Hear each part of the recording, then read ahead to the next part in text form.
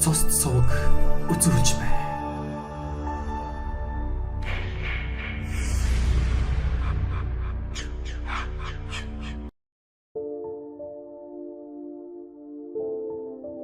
Самбуугийн ишиг буян 1957 онд төрсэн бөгөөд 1965 онд 10 жилийн 23 дугаар сургуульд орж суралцаад 1971 онд дүрслэх хурлын дунд сургуулийн уран зургийн ангид орж суралцжээ. Багаасаа зураг зурах авьяастай хүүхэд байж сайхан ч зурна. Харамсалтай нь 1973 онд хэрэгт холбогдсноор сургуулаа төгсч чадаагүй яаж.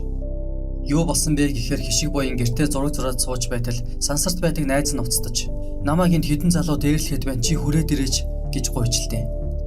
Тэгэд хишиг буян зурж байсан зургаа орхиод сансарт очтол 5-6 залуу найзыг нь дээрлэхэд байж байсан байна. Тэдний нэг нь хутга гаргаж ирээд найзыг нь хутгалах гээд дайрахаар нь хишиг буян хутгийг нь булааж аваад зөрүүлээд хутгалчихж. Ингээд тэр ганц хутгийн мөрдөнд 4 сар гаруй хоригдсны дараа энэ хэрэгтэй 3 жилийн ял аваад дайртын колонд очижээ. Тэгээд жил 6 сар ял идлээд гарч ирсэн байна. 1976 онд цэрэгт явсан боловч 1978 онд бас л зодоо нүдэний хэрэгт холбогджээ. Гэхдээ бас л бусдыг өмөрч байгаад өөрөө хохирсан байдаг. Тэр үед 40 мянгатынхаа хүүхдийг өмөрөөд 5-6 хаал цэрэгтэй зодтолджээ. Өөрөө 2 дахь оны цэрэг байсан тэрээр өнөөх хаал цэрэгүүдийг арх уугаад сууж байхад нь явж ороод та нар манай 40 мянгатын хүүхдийг яагаад дээрлээд байгаа юм бэ? Мөнгө төгрөгийг нь буцааж өг гэж хэлдэг. Тэгтэл тэдний нэг нь хишиг буянгийн араас гитэж байгаад ард агз руу архины шилээр зөхөж, үүнээс болж хишиг буян нөгөө 5-6 хаал цэрэгийг бүгдийг нь барьж авч цодоод нэг цэрэгийг нь бүр архитай шилээр зөхөж гэмтээснээр бөөн асуудал үүссэн аж. Ингээд тэр давтан хэрэгээр Майнтын шоронд очсон бөгөөд энэ цагаас хойш л буруу замаар орчихсон байна.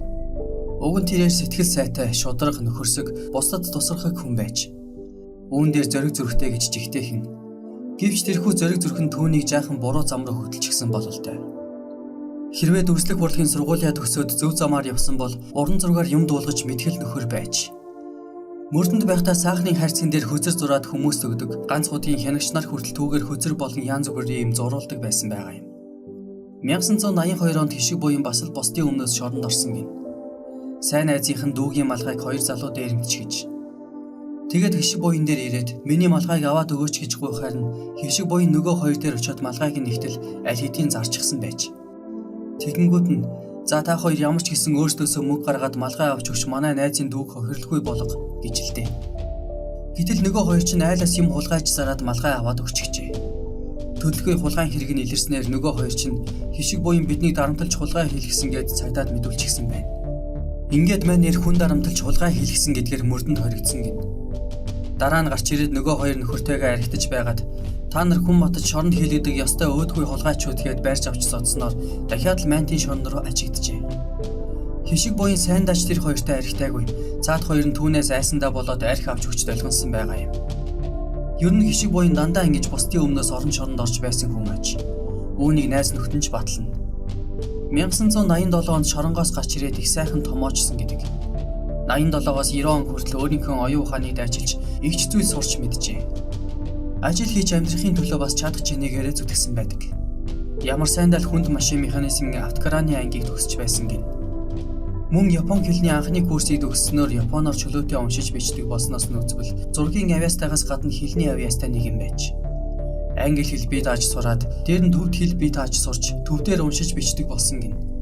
Нэг өдөр гудамжинд тоосондоо даруулсан машин байхаар нь зөвлөлт холбоод усад үйлдвэрлэсэн энэ машин тоосондоо дарагдаад яасан муухай юм бэ гэд японоор биччихсэн байна.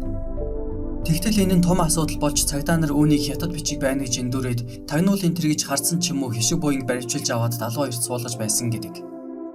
Хишиг буянгийн хамгийн сайн найз нар гэвэл жудо цогоо багшин дээдийн тоо физикийн анги төгссөн Тамир, Батжаргал, Гэркээс, Бал Баяра 100 дайр нар байжээ. Тэднийх улсын их дэлгүүрийн зүүн талын 1-р байранд байсан нь 40 мянгатын жинхэнэ голбот болсон газар байсан гин. Энэ ч утгаараа тэрээр тухайн үед эд модонд орж байсан пянц гихчийг цуглуулдаг байж. Түүнд Beatles, Bee Gees гэх мэтийн том хамтлагуудын бүх пянц байдаг байсан гин. Ер нь 40 мянгатынхнаас хамгийн их пянцтай нь хишиг буян л байж. Яагаад гэвэл түүний ээжийнх нь төрсөн дүү тухайн үед Нью-Йорк хотод нүүбэд ажилладаг байсан учраас Америкаас жинхэнэ ховор пянцнууд явуулна. 100 дайр бацаан зоргионоор хишиг буянгаас пянц гуйж сонсдог байжээ. Гэхдээ хишиг буян пянцаа өөрөө авч явж сонсоход буцаагаад авчирдаг их нягхуур нямбай хүн байсан гин. Эрхүүд байсан найз нараараа 2 колонктой мундаг том хөгжим авчруулад өрөөндөө тавьчихсан янз бүрийн пянзыг твхэд л үржигсэн байдаг байж.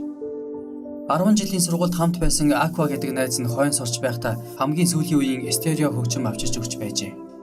Мөн тэр уран зургийн хачин гоё альбом цуглуулдаг, уран зохиолын ном их уншдаг байж. Орос ном их цуглуулдаг байсан ба түүнийгээ орсуудад зарна. Яагаад гэвэл нэгдүгээр байр нь их дэлгүүрийн хажуу талын номын сантай өсчөнтэй байр байж. Тиймээс хишиг буян Орос ном 9 даруйд нь худалдаж аваад л орсуудад зардаг байсан гин. Дээр нь тэрээр их цэвэрч ням бай. Энэ хэрээрээ тухайн үеийн хамгийн гайгүй хувцсыг өмсдөг байжээ.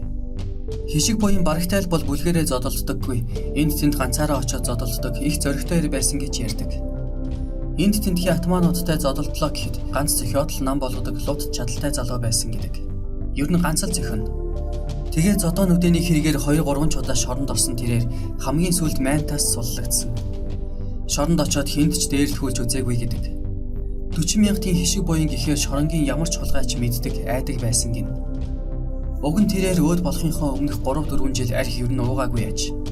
Угаасаа хүмүүс л толгонож арх өгдөг байсан болохоос хишиг буян архинд тэгтлээ хорхоосч байсангүй. Харин амьдралынхаа төгсгөл үед арх нилээд уудаг болжээ.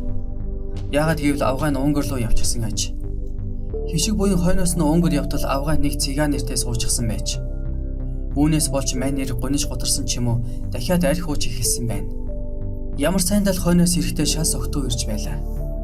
Хишиг буянгийн нас барсан нарийн шалтгаан тодорхойгүй гин. Өөд болохынх нь урд орой Янгир рестораны цагдаа нар зодсон гэж ярьдаг.